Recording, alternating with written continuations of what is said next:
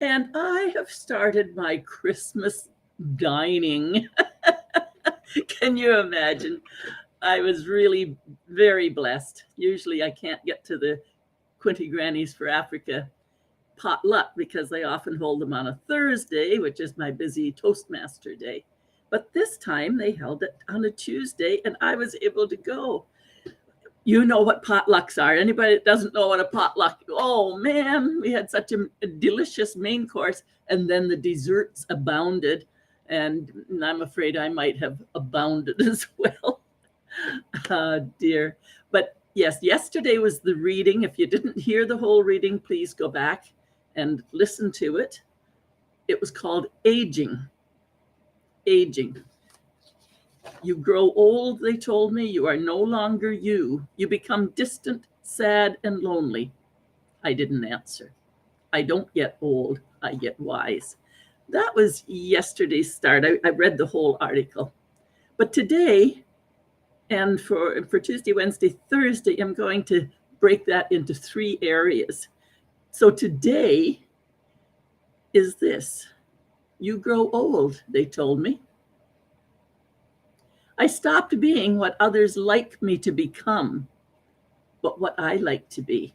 I stopped seeking the acceptance of others and accepted myself. I have left behind the lying mirrors that deceive mercilessly. No, I'm not getting old. Now, just to stop on that one for a couple minutes.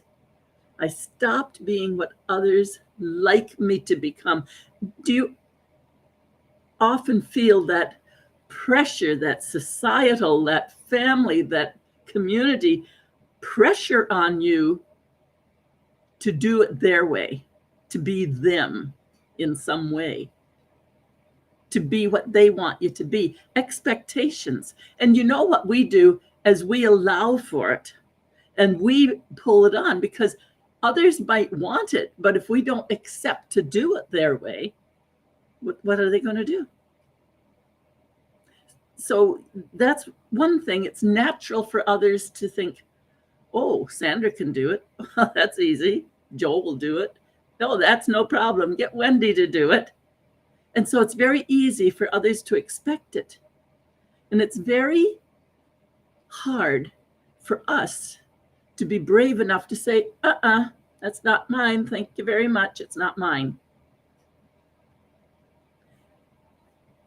Once I started to choose, what of those things do I want to do because I want to do them? And of course, I like to lead people. I like to follow people. I like to be belonging. That's what fills my heart, is this idea of belonging and volunteering and giving. And while I'm volunteering and giving, I'm growing because I'm experimenting as well with my own power to lead, my own power of persuasion, my own way that I phrase my words. Because as you know, I think words, that's the power.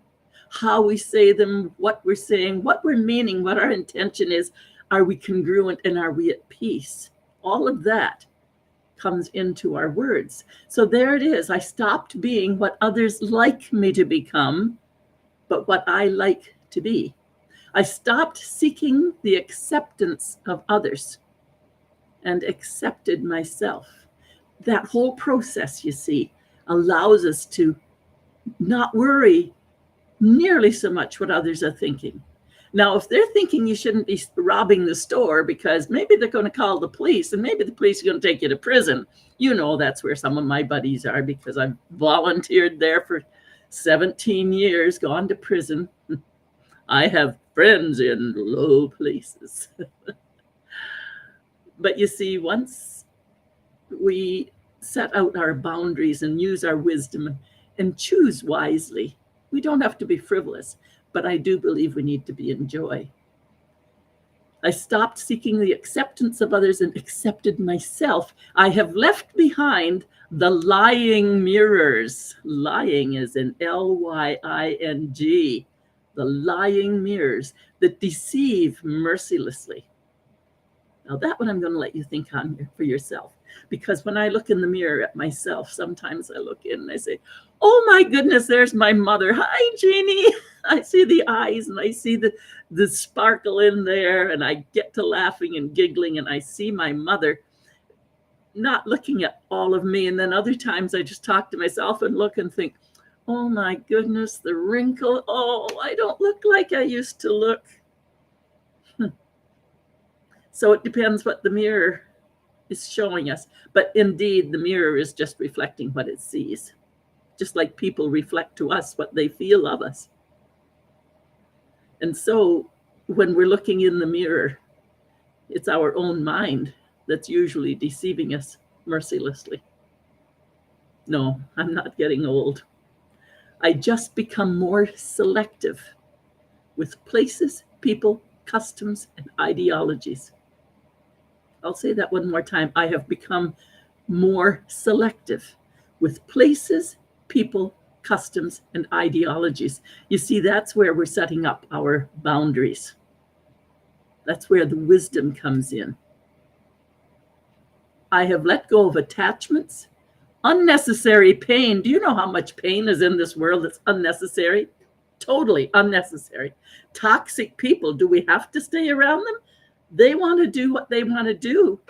Leave them. It's their journey. It's not my stuff to fix.